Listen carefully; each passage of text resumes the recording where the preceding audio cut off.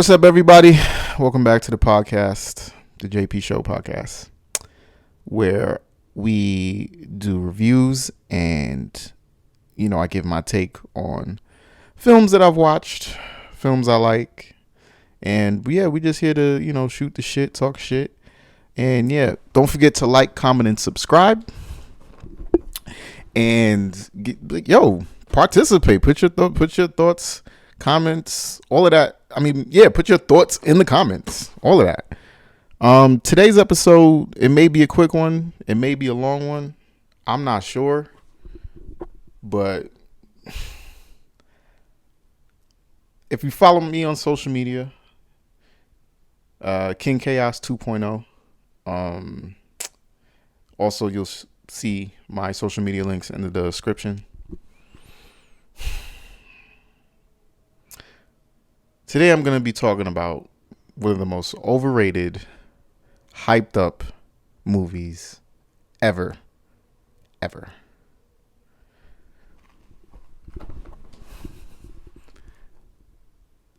The Notebook.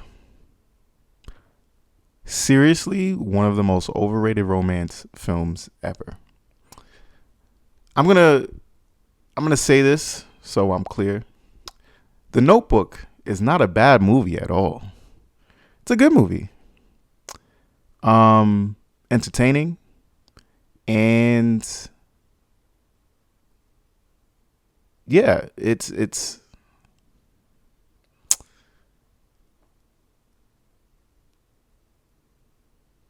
yeah. But for years, up until this point, I've heard, since this movie came out in 2004. From the time this movie came out, how old was I in 2004?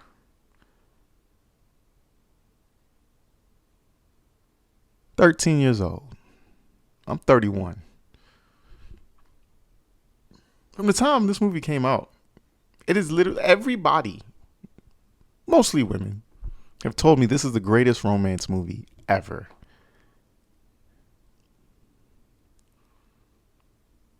No, it's not. No, it's not. Not even a little bit. The greatest? Like, we be throwing these like GOAT, like words like GOAT, greatest. Like, stop throwing these words around. Seriously, stop throwing these words around. It's the greatest romance movie of all time. Bruh.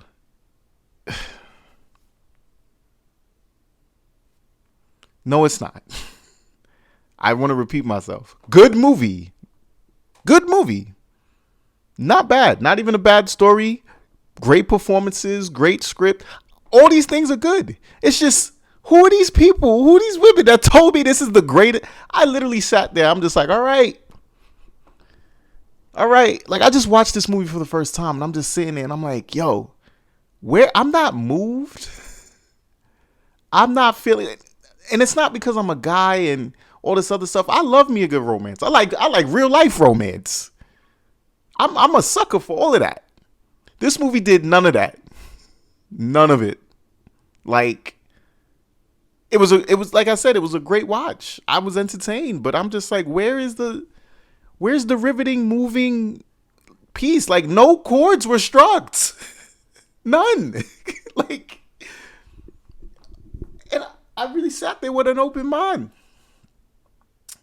But before I get into my rant and the question, like the topic question, let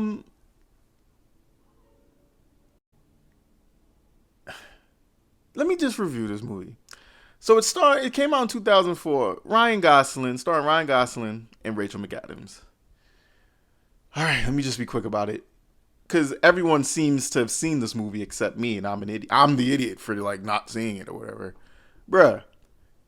These two young kids in the 1940s, one's from the South, blue collar. You could call them poor if you want to. Yeah, Rachel McAdams' character comes from money. They have this summer fling, summer romance. They fall in love, all this other stuff. The mother finds out, what? You running around with this poor boy and all this other stuff, and we're preparing you for to maintain what we've built, this family has built. You know, I'm putting you into piano, and you're learning like 2 3 languages, and you going to the top schools and all this other stuff, and you know, all this other, like, you're supposed to marry money. Money's supposed to marry money. And who is this poor broke dude working at a lumberyard and all this other stuff? So the mother and the father found out all this stuff. And yeah, it was just like, you know, obviously, you know, young love, rebellion, and you know, but they were kids, you know, they were like 17 or whatever. And once they found out, like, yo, like, she's in love and all this other stuff, um they were like, nah, we moving, we're going back to New York because you're bugging, you're wilding. The war breaks out. He's drafted into the war. And then they're now adults in their 20s. I think when he came back from the war, I think his dad acquired the house, or sold the house so he could acquire the house that he's always wanted, some plantation in the South. Just saying. Wherever. Some old plantation house that, he was like, I'm going to build this house, and, it's falling apart, but I'm going to build it, and all this other stuff. And I think he had went back, and she was in town, and her fiance that she had met, because I think she was a nurse. Yeah, she was a nurse while he was at war. When she was working in the infirmary, she had met her fiance. It's played by James Marsden, the guy from Cyclops from the old X-Men movies. Great actor too. That's what I'm saying. Like, everything was good. Let me just finish this damn review. And they go back to down there. He comes for money. He proposes. They're in love. And at some point, he was like, going back to Ryan Gosling's character, was on a bus. He's seen her. She goes into the restaurant, and he sees Rachel McAdams kiss her fiance. He's hurt. Then he's like dedicating himself to build this house and finish the house. He becomes an alcoholic. He's all depressed. He's all butthurt about this woman or whatever. Important thing that I missed. When her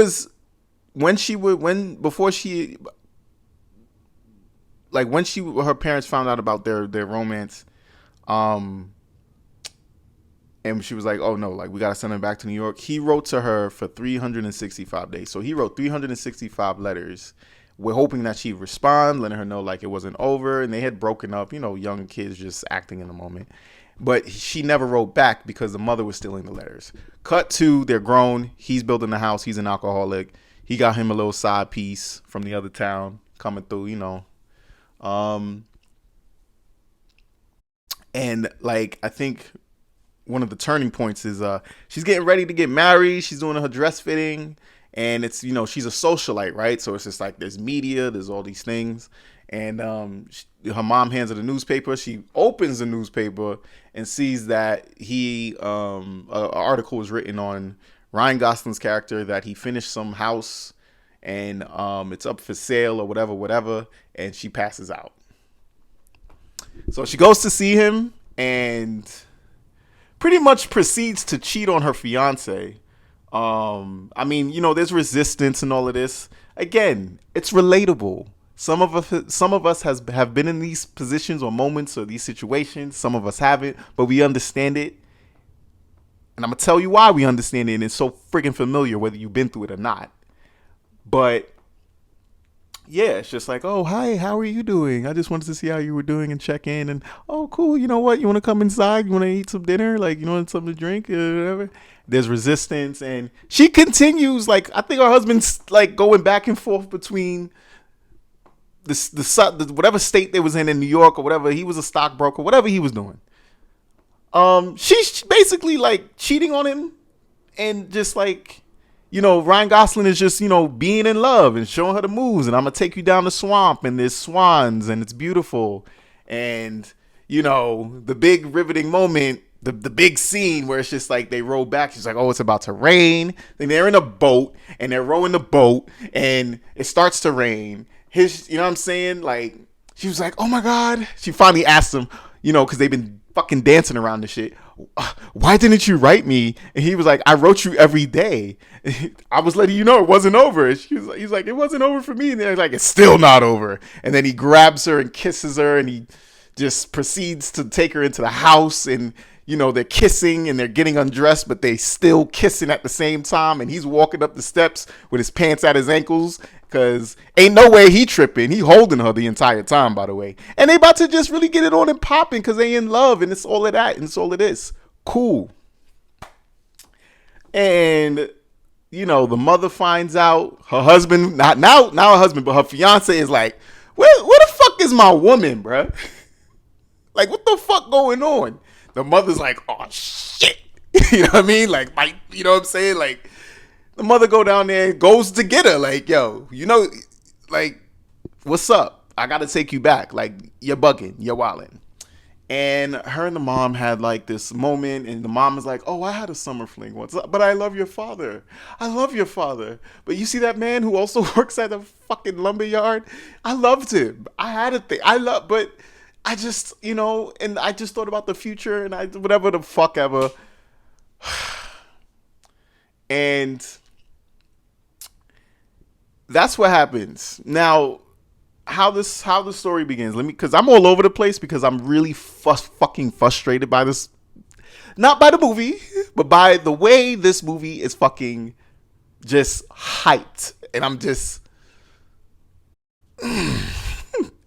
So this dude is like. So how it starts is this old ass dude is reading to this old ass lady with dementia, and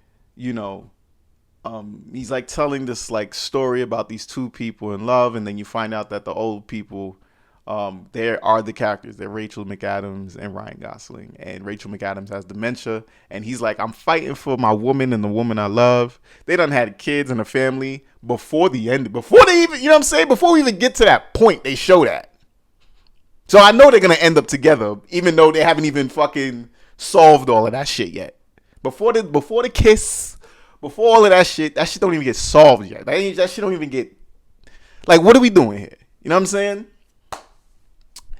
And we find that out, and everyone's like, yo, and the doctors and the nurses, they was like, yo, man, I don't know if she gonna remember this, man. I understand, like, y'all were a beautiful couple, and it's just y'all represent love, but I don't know, man. And he's like, no, I'm not giving up hope. I know, I believe in miracles. And she's like slowly like starting to remember stuff, and it again. I feel good. I do. Like, I'm really feeling good. I'm feeling hopeful. And then, going back to when the mother found out, and it was just like, oh,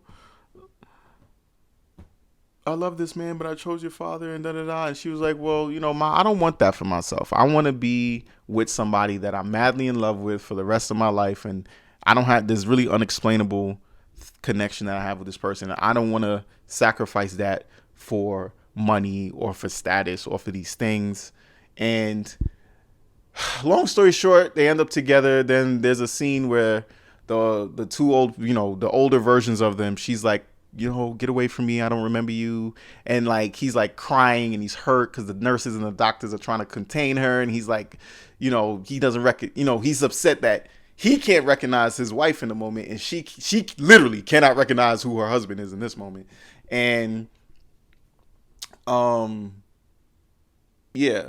And then she does remember. And then they pretty much, long story short, he goes into bed with her. They're holding hands, and they're just like, they have a conversation. And then the movie ends where they died in bed together, and it was just a beautiful ending where they ended up like, that one moment, that one thing of just like, I love you, blah, blah, blah. And I remember, but whatever the fuck ever.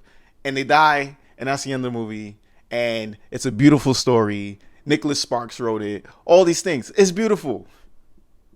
Now that we've reviewed the movie, I got some shit to get up off my chest. Going back to what I was saying earlier, who in their right fucking mind, like, great story, great movie, greatest, bro.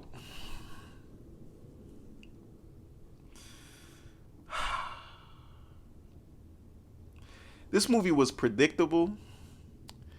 it was basic, predictable, and not saying it wasn't good.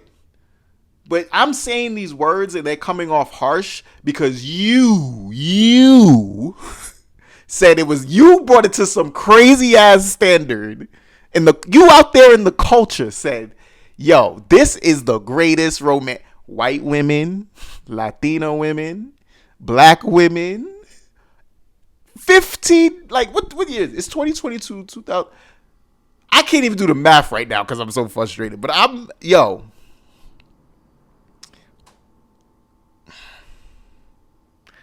someone please explain to me what, like,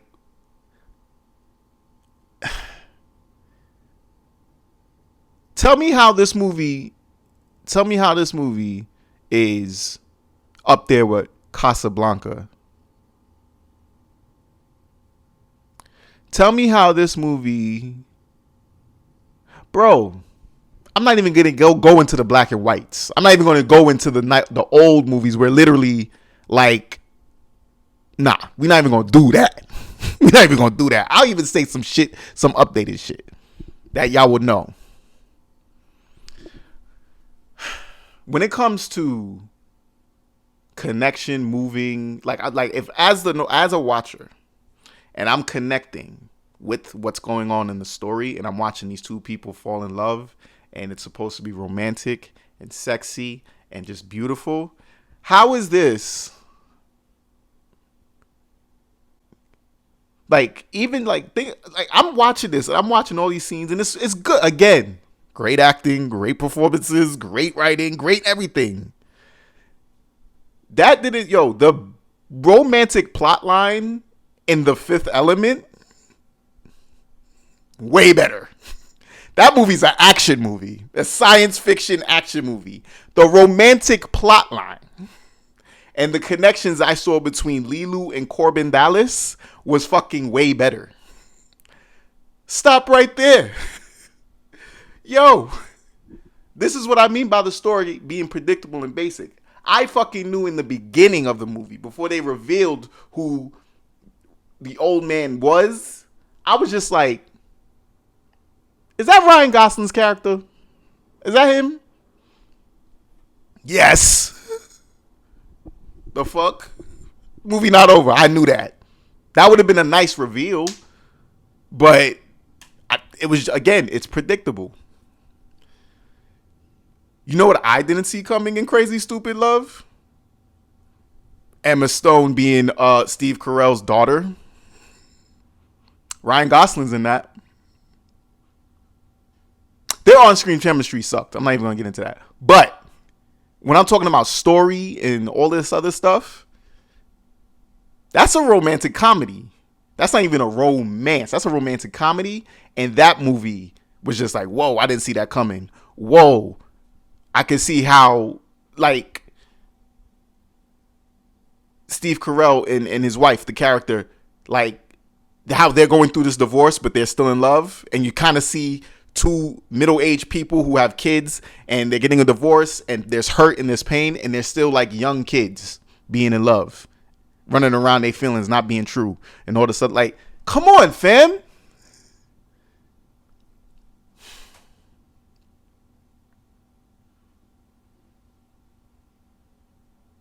I'm really mad at every single. It wasn't all women, majority women, but just everybody. The guys, the girls who have told me from the age of 13 till now, The Notebook is like the great. If y'all watching this or y'all hearing this, and we've had this conversation, or you've told me to watch it, and I need to get my life together, and I don't know this and I don't know that. Now, all you guys owe me an explanation, because I watched it. I watched it with no bias, I was like, I'm gonna sit here and enjoy this movie. I'm writing a romance. My fucking romance is better than this. My romantic screenplay, my romantic fucking screenplay, my movie is way better than this. Way better. Maybe, no, not no maybes, bro. This shit is just better. Like, no. Like, again, this is a great movie. This is a great story. It's romantic as hell. It is. Where is the great? I want to know why it's the greatest. No, I don't think anyone can really argue how it's the greatest. It's oh my gosh. I'm trying to think of other movies where it's just like, even if it's not a romance, the romance that takes place is just better, bro. What are you talking about? Oh my god.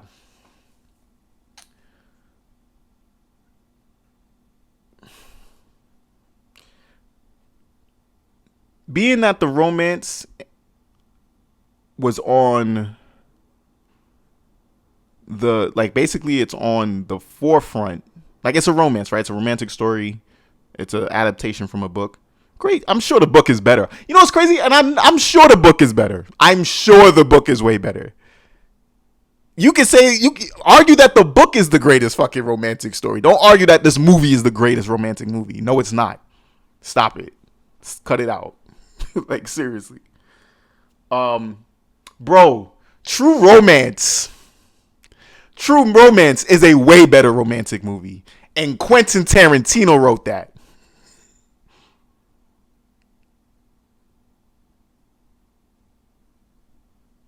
True Romance is a way better movie. Way better romantic movie. See how I'm not saying it's the greatest, but I'm able to argue how? Like, look, watch. They put the romance and the connection between Patricia Arquette and Christian Slater, and we're watching this crime, right? It's Quentin Tarantino, so lots of people are dying. Crime is happening. And yet, like, you're just riding with this Bonnie and Clyde-esque character. You get what I'm saying? Like, it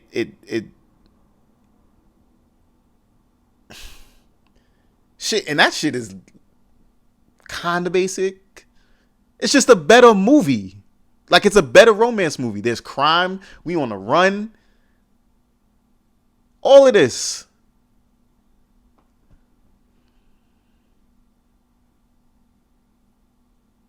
It's another romance movie. Nah, not Queen and Slim. Even though it was good. Not Queen and Slim. Nah. But again, I'm not here to argue that these movies that I'm saying are the greatest romance movies ever. I'm not saying that. Y'all said The Notebook is the greatest romance movie ever. And that's my issue. It's not. It's not. It's not. It's not. It's not. It's not.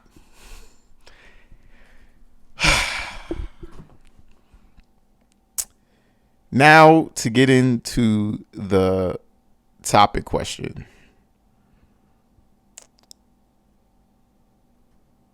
The topic question is, hold on, let me look at it.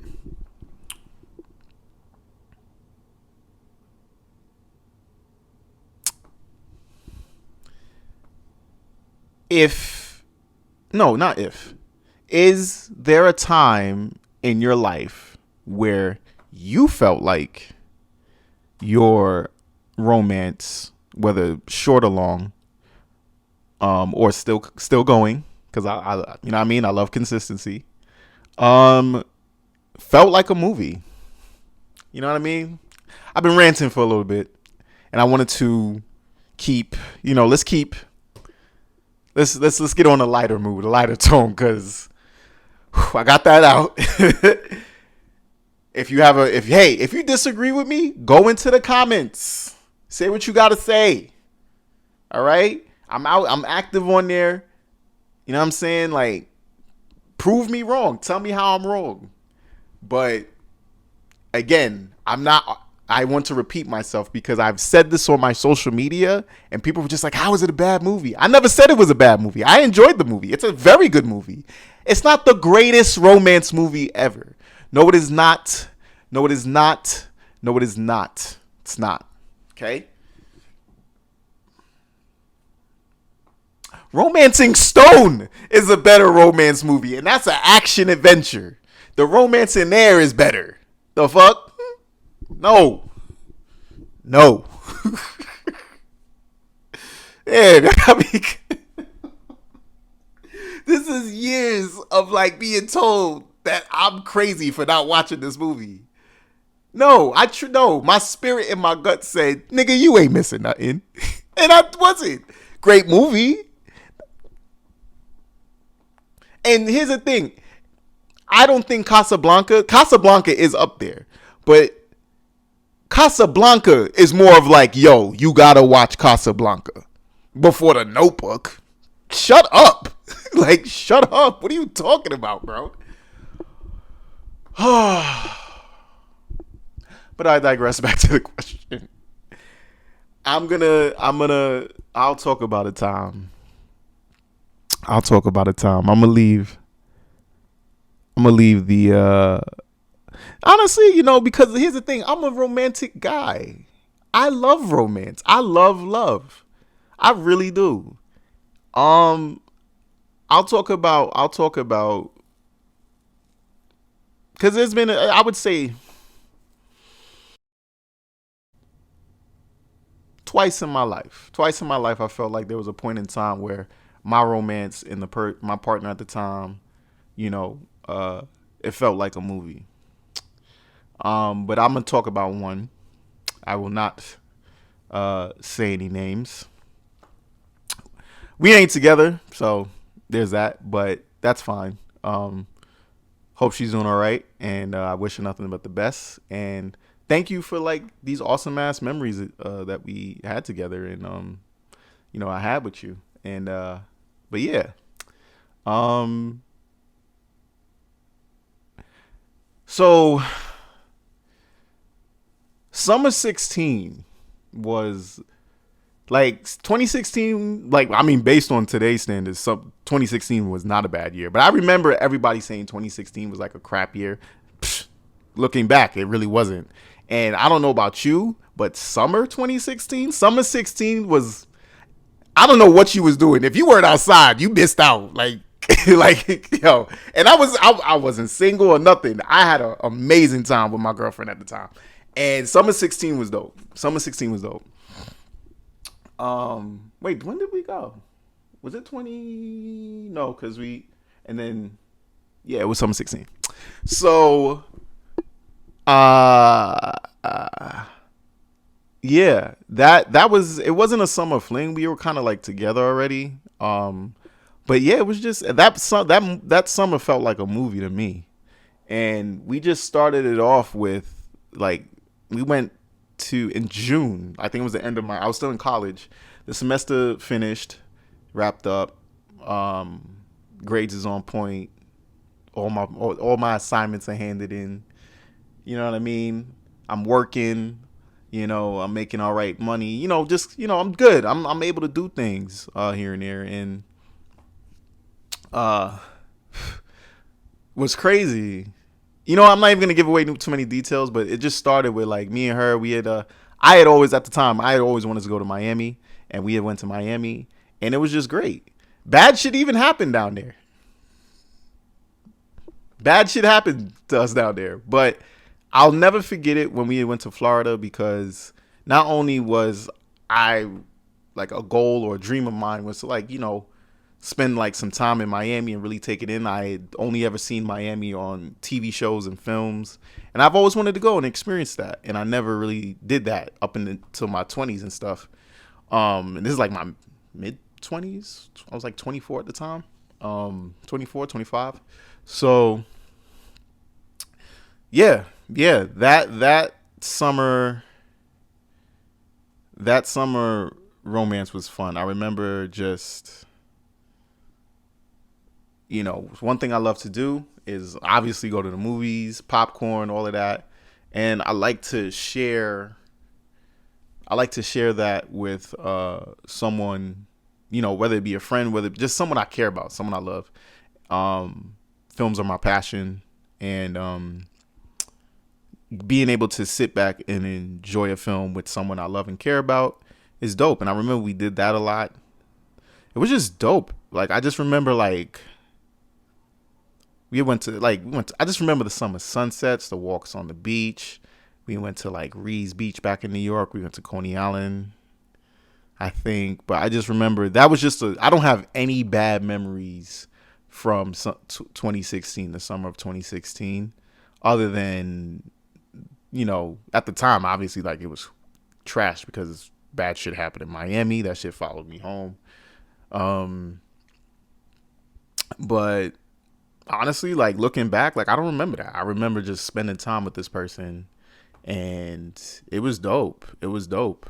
Um, my last relationship was horrendous compared to this one, and um, I just remember it's crazy because it's like I'm it kind of relates to the Notebook. Like, she was Rachel McAdams and I was Ryan Gosling, and it was lit that summer, yo. We had mad fun. We had amazing sex. It was just awesome, yo. Like, it was dope. Like, it was just summertime in Miami, summertime in New York. We was just in the city all the time. We was just Battery Park. We just did everything together, and it was just like, to me, or if I playing it back as a memory, it's a movie to me. You get what I'm saying? That time was a movie to me. Um, yeah, yeah. It that that was my little Notebook. You know what I'm saying? That was my summer. That's like the Notebook. Didn't record it. Didn't write no letters for a year. Didn't do anything like that because we remained together for some years after that. And things were, it was a relationship. Things were up, things were down. But I would never forget the summer I shared with my girlfriend at the time in 2016. That summer 16 uh, was a great time, and that was the time my romance felt like a movie. So I say that to say, you know, tell me what. Let's talk about it. Tell me about it. Tell me about a time that if you had a romance or just a time where whether the situation worked out or not, like, even if the situation was bad, there must have been a time where that person made you feel like you was in a movie, felt just great and romantic, and it was just like, oh, epic. Uh, you know what I mean? And just like the Notebook, wasn't the greatest as a whole. Still good. Still good, or it could have been bad, but you're not gonna sit here and say that shit was the greatest. Unless y'all are still together. But whatever. Before, this is gonna be a short one today. That's what it's looking like. I'm looking at the time. It's gonna be a short one. I'm not gonna talk too long.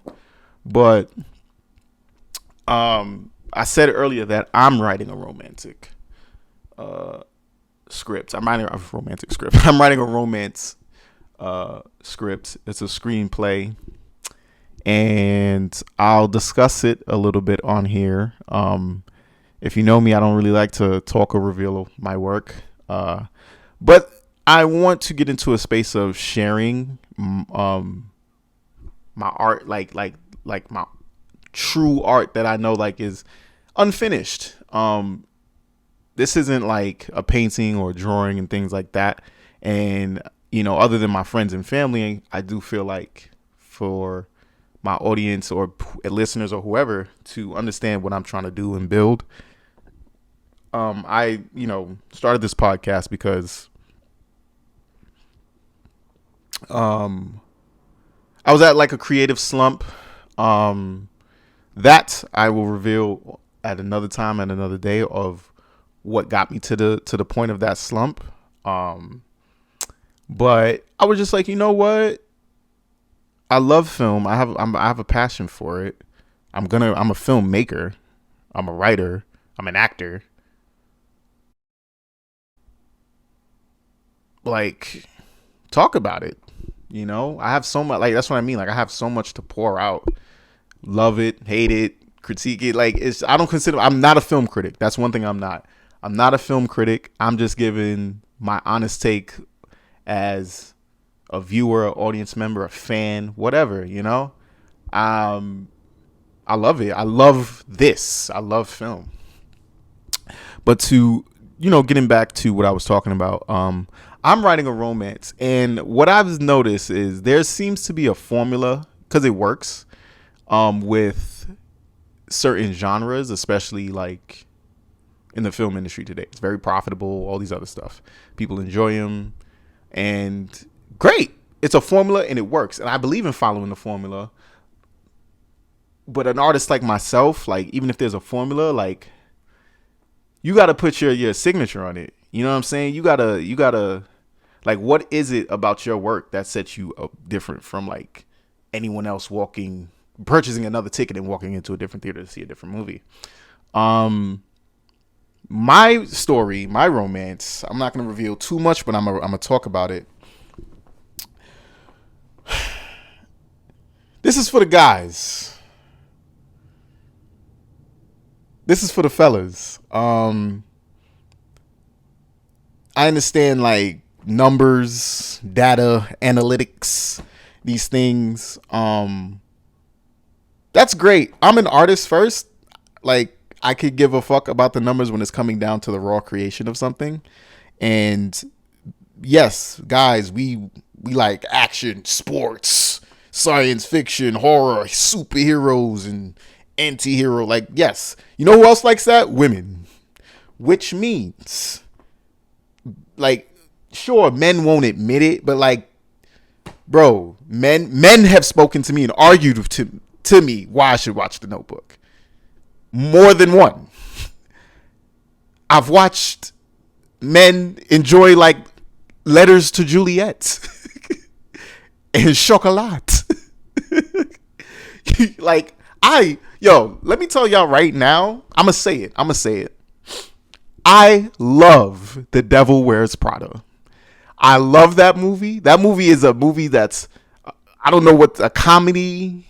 It's not a romantic comedy, but it's a comedy. But it's a comedy aimed for women and women audiences. Fuck that. That movie was amazing. Fuck is you talking about? Like, what? That movie's awesome as hell. You know what I mean? I'm not sitting here saying it's the greatest movie of all time. Am I? The greatest comedy movie of all time. Am I? But you should go watch it. That movie's amazing. If you're a man, if you've never seen The Devil Wears Prada, you should watch that movie. Okay? Anne Hathaway, Meryl Streep. I don't need to say anything more. But yeah, I just feel like myself, there are lots of men out here who like things that are aimed for women, which I'm just like, yo, get the gender shit out of here. People are going to watch what they want to watch. You feel me? Like, rom-coms are aimed for women. Crazy Stupid Love, amazing. Like, what are we talking about? As a man, I sat down and enjoyed watching that movie. You know what I'm saying? It's a rom-com aimed for women. Steve Carell and Ryan Gosling are like the main characters. Like, what are we talking about? And I think why that movie worked is because they kind of went against the grain a bit, right? Like, rom-coms are like Kate Hudson and fucking Renee Zellweger and whatever the fuck ever. You get what I'm saying? Nah, bro. Like, shit be dope. If you have a good story, it don't matter who the fuck watches it. And mine ain't no romantic comedy. It's a romance, but in a drama in a sense, because there's mad dramatic shit happening. But this is for us. This is a romance for us. I'm a guy. You know what I mean? I don't know. For today's sake, we'll say I was a serial monogamous. I ain't in no relationship. I'm single. I'm out here, whatever. But, you know, when I'm in a relationship, and there was a time where I was just like, it was this relationship, that relationship, that relationship. And no, I'm out here with the serial monogamy. You know what I'm saying? You know, that was my past as up until this point. You know what I'm saying? I'm single. For the foreseeable future, I'm going to be single. But my romance, I'm aiming towards the men, and it's for us. And women can watch it. Y'all going to be pissed. Maybe not. You feel me? Like, I don't know. I'm not a woman. I don't know what your experiences are on the other side. But I'm writing this romance where we're going to be talking about love, marriage, and my observation of not only seeing married couples and long-term relationship couples, but also myself and things that I know we talk about. Men, we talk when we with our guys and we hurt or we down bad or we got some desires, or you know what I'm saying. This is a movie that's like that, and you know, I'm putting it out there. I'm putting it on the forefront about like why in certain situations and relationships, men may sway or go in another direction or wander. Um, you know, I'm kind of no, I'm not kind of. I'm putting it out there like on how these things happen, and it's a romance because it's about love. It's about the work of love, and the work of love ain't gonna be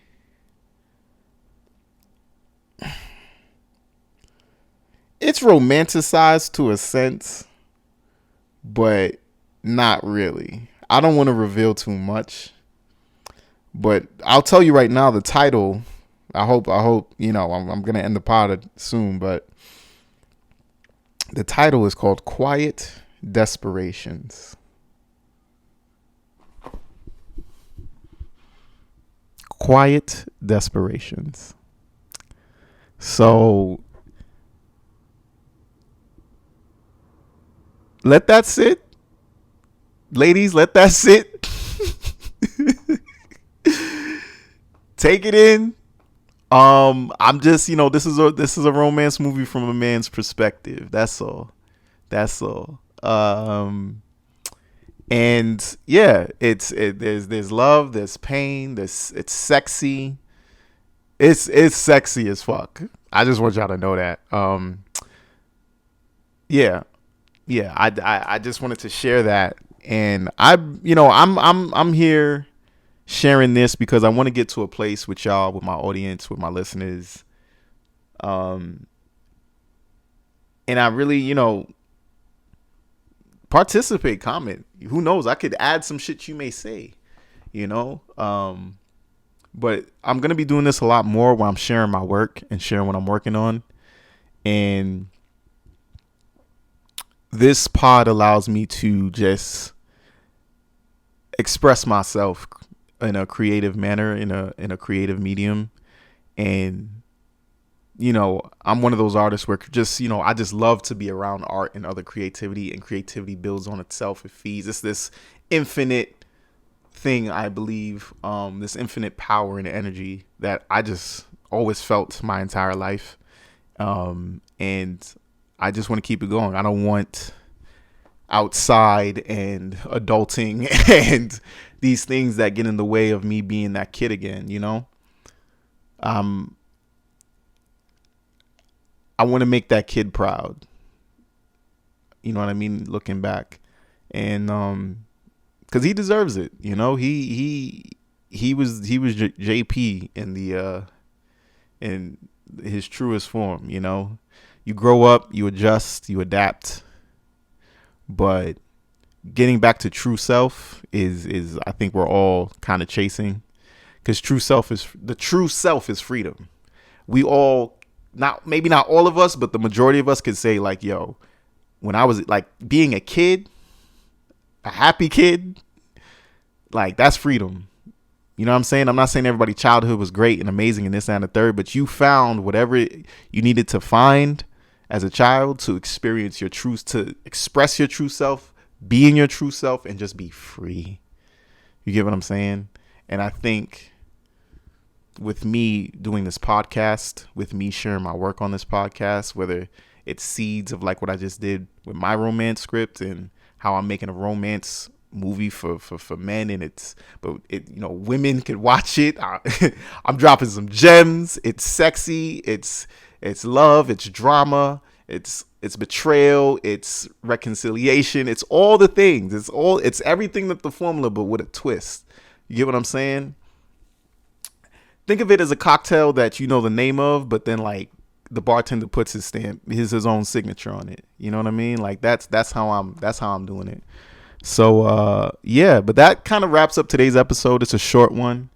I just needed to get that off my chest. Honestly, like, I just want to say, Nicholas Sparks, who wrote the book and the film, The Notebook. Great work, great story. I loved it. I love the performances. I love the characters. But y'all that keep, and again, I'm not mad at the filmmaker. I'm not mad at none of that. All y'all that told me this is the greatest romance movie ever, if you ain't got that, like, stop. Just stop. We're just gonna stop. Can we just enjoy the movie and be like, oh, it's one of the best romance movies? You can say it's one of the best. One of the best. I'll even give you that. It's one of the best. We're not gonna sit here and say that shit is the greatest, bro. Stop it. Cut it out. I could give you mad for other, like, let's just stop it right there. So for the sake of the culture, let's just enjoy the movie. Let's not put so much pressure on it, raising it to these standards, bro. Let's not do that. Let's not. But yeah, that wraps up today's pod, and I'll see you in the next one.